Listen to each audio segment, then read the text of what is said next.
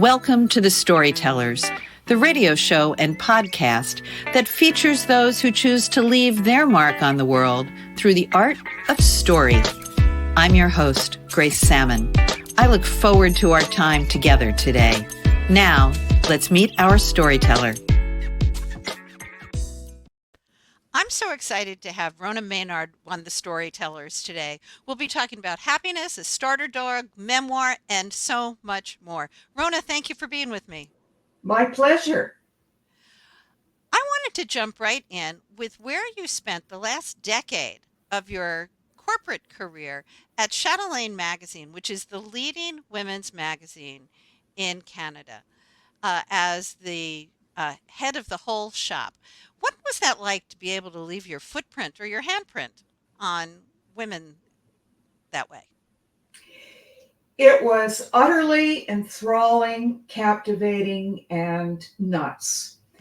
I had hundreds of thousands of readers, and many of them had been gifted their subscription by mom. It had been a family tradition since 1928. There really isn't any American magazine that has the deep roots that Chatelaine has.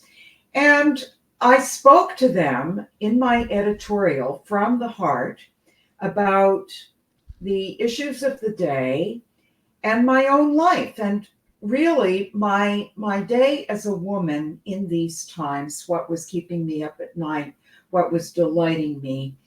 And I truly felt the readers knew me and I knew them. I used to get letters that said, "I feel like you're my sister," or "I feel like you're my friend." And I answered the mail personally. There was a lot because they were deeply engaged with us. So when I left that job, after having accomplished everything that I wanted to do, my mission there was complete. Suddenly, there was this enormous sense of letdown because my work there was done and I didn't really know what the next step was going to be. Plus, I was alone. I'd been surrounded by people. And I did have my husband working in the next home office besides mine. He had retired at the same time I did, but it wasn't the same as that buzz and hum and constant sense of creation. And that ability to really leave your mark on the minds and hearts of women in a very profound way. What were some of the key things that you wanted to accomplish there? You said you had met all of your goals. Well, one thing I wanted to do was make Chatelaine a true meeting place for women.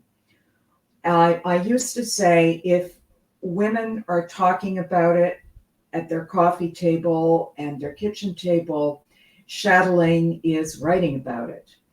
And that was true on my watch. I wanted the tone to be intimate and welcoming, and it was. I really wanted to go deep on health and expand our notion of what health is, mental and physical. It's not something that we get from a prescription pad dispensed in a doctor's office. We make our health every day with our choices in who to spend our time with, when to sleep, what to eat, and how to exercise, and all those good things. And so you and your husband both retired, and my words, not yours, the buzz of all of that was missing. And part of that was getting out of your head and finding how to, find the art of doing nothing. Is that right? Well, I didn't know how to do nothing, frankly. I was a very twitchy person. I had to have a sense at the end of the day that not only had I cleared a lot off my desk, I had put new projects into motion that were going to occupy me for a very long time. And I kind of liked people queued up outside my office with questions that only I could answer. I complained about it, but I liked it too because that was the measure of how capital I important I was. And then I wasn't anymore. Well, you were just differently. So, part of your transition into retirement was you chose to spend your time with an ex inmate.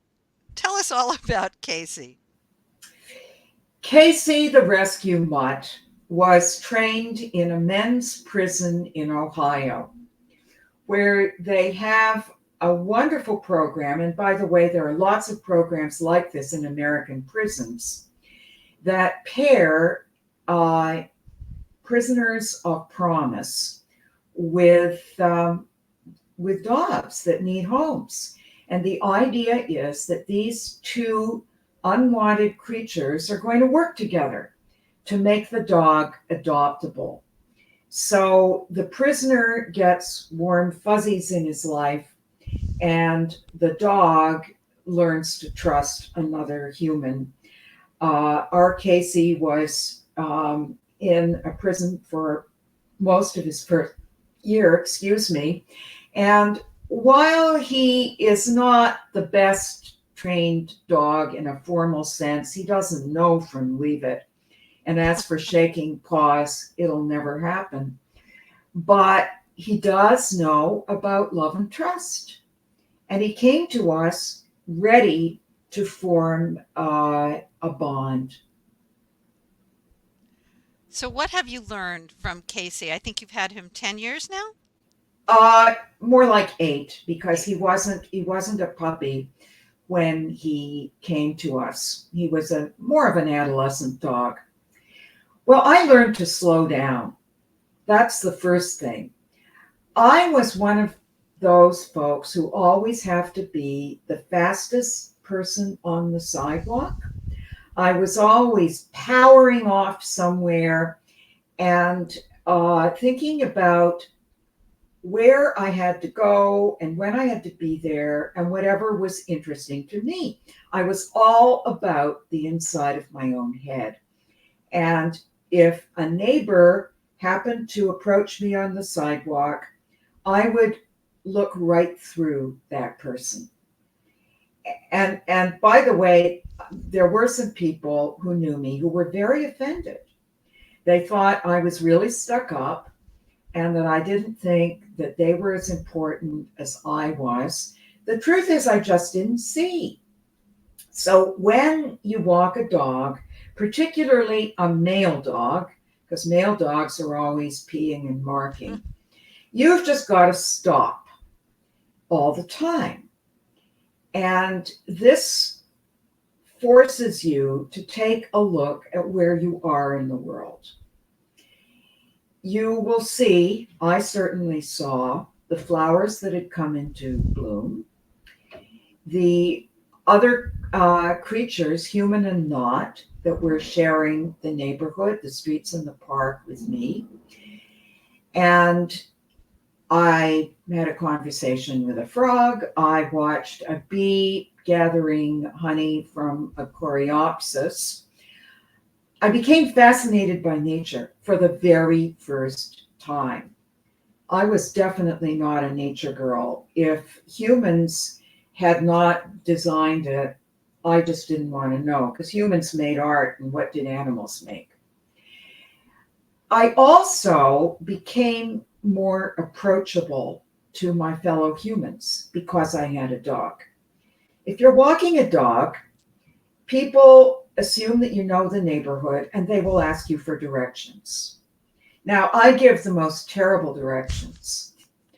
I tend to say left when I mean right and one block when I mean five, but I'm so very well intentioned. And I really like thinking that I have helped somebody get where they are going. So that'll happen. And I met all kinds of people. I met tourists from Texas and Italy.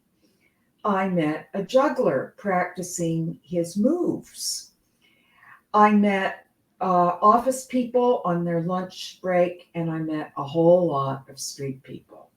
Many street people, while they can't have a dog now, did have a dog once, and they have a real hunger for touch that is much more profound than their need for money. And they want to stroke a dog. So I let them stroke mine, and I got to know them a little. And the wonderful thing about Casey is, well, any dog really, is he does not distinguish between a person with money and a career who just got off the plane from Rome and somebody who just walked out of the shelter this morning. So Everyone is equal. you've learned so many lessons from Casey, and I've had the privilege. I'm about three-quarters of the way through the book and absolutely loving it. And the name of the book is Starter Dog: My Path to Joy, Belonging, and Loving This World. You've already shared some of that with us, but you also said that you were not somebody who could learn to do nothing, and Casey helped with that. So, at what point did you decide to do something and turn your life with Casey into Starter Dog? It was so subtle the way it happened, really by degrees. I'm very active on social media, and I've been on Facebook for a long time. Facebook is like um, my diary that everybody can read, except I try to make the stories I tell on Facebook interesting and engaging. And I began writing about my day with Casey, who we had met, what we had seen together, and I would post little photographs. Actually, they weren't little photographs, they contained a whole world of experience and joy. And people started saying, gee, Rona, you should write a book about this. A lot of these people, by the way, were writers, and I did not take their comments lightly. So I thought, I'm going to go with it. I need a project. That I was looking for this great big complicated project, and I thought, hey, it has fallen into my lap. And I've written part of it already. I've written lots of it already. But what I didn't bargain on is that it's a long journey between having a bunch of Facebook posts that people love and having a book with a beginning, a middle, and an end. A book that tells a story. And I had to find the storyline. The storyline was finding a place in the world, being cracked open by love that I was not expecting, and finding in this new life a level of rootedness that I had not experienced with humans. Because with a dog, there's no, how am I doing? There's no, do you understand me? Am I measuring up? None of that. I find everything you've done so honest. In your time at the magazine, you wrote about mental health issues and really created a national dialogue around depression and mental health issues. Your book about Casey, Starter Dog, is not your first memoir. How did you get the courage, if you will? The starter dog one seems easier for me in that it is so filled with love and so filled with amazing life lessons. But still there you're very honest and open. Is that a hard journey for you? Uh, at this point, no, because I've had so many years of practice.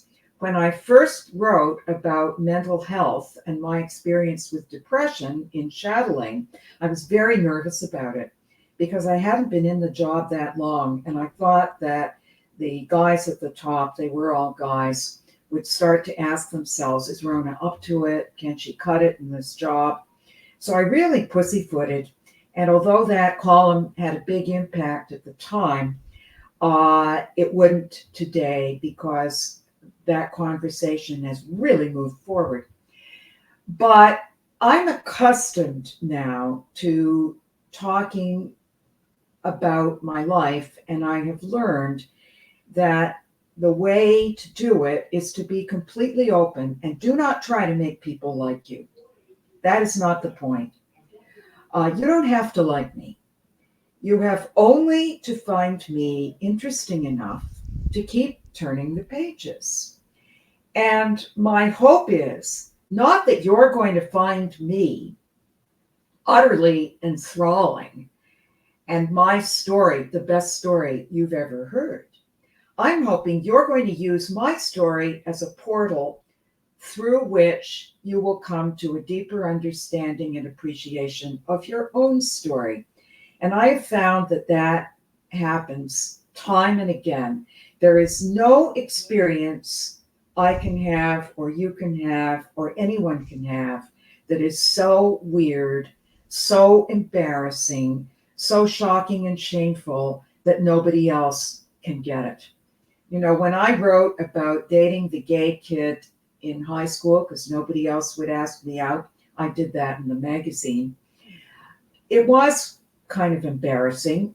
And then it came out, and I got all these letters from women saying, "Oh, I dated that kid too." And you know, some women actually married that guy, Mhm. and they had all the sorrow that comes from marrying someone gay who is trying very hard to be straight. So you take you now and for decades have faced issues head on. And part of your passion now is you lead memoir groups as well. Well, I'm not currently doing that, but I have done it, and I probably will start up again in a different way. I used to do it face to face around a table, and every woman brought a short piece that she had written, and we went around the table. The way to do these things now is online, and I know there are people who would love to do it with me, but I just haven't started it yet. Well, you're never shy of a project. Let's go back to Starter Dog and my path to joy, belonging, and loving this world. What has surprised you most about it being out in this world? Well, I I've had wonderful reactions. People really identify, but you know, nobody has yet told me, "Thank you for convincing me that it's time to get a dog." And that surprised me because it would give me great joy to know that someone has decided that because of my story of adopting a first dog at 65, it's not too late for them. And it really isn't, people. Go out and give it a go. I we adopted a dog several years ago and it changed our lives as well, which is certainly one of the reasons I resonated with your story about Casey. I was so glad to know that Casey is still with us. How's he doing? Casey is doing just great. And I'm glad you gave me the opportunity to say the doggy doesn't die. People really don't want to read a book in which the dog dies. He still thinks he's a puppy, although his muzzle is gray and he's taking arthritis medication. So he's also a great mentor in aging. A dog never asks, how much quality time do I have left in my life?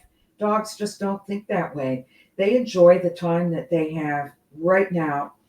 And when people say to me, "Well, Rona, don't you worry about Casey dying?" I say, "Well, yeah, sometimes, but he doesn't worry about that. So I should be more like him. I should take my cues from him." So many lessons from Casey, so many lessons from you, and I love that we don't have to worry about Casey leaving us anytime soon. Unfortunately, we have come to the end of our time together, Rona. I hope everybody gets a copy of Starter Dog, My Path to Joy, Belonging, and Loving This World. May you and Casey have many more years of happiness. Thanks for being with me. Thank you. That concludes this episode of The Storytellers. I'm so glad you could be part of the story today. I hope you share the stories, tell your own, and come back for another episode, because when our stories are told, everything changes. I'm Grace Salmon.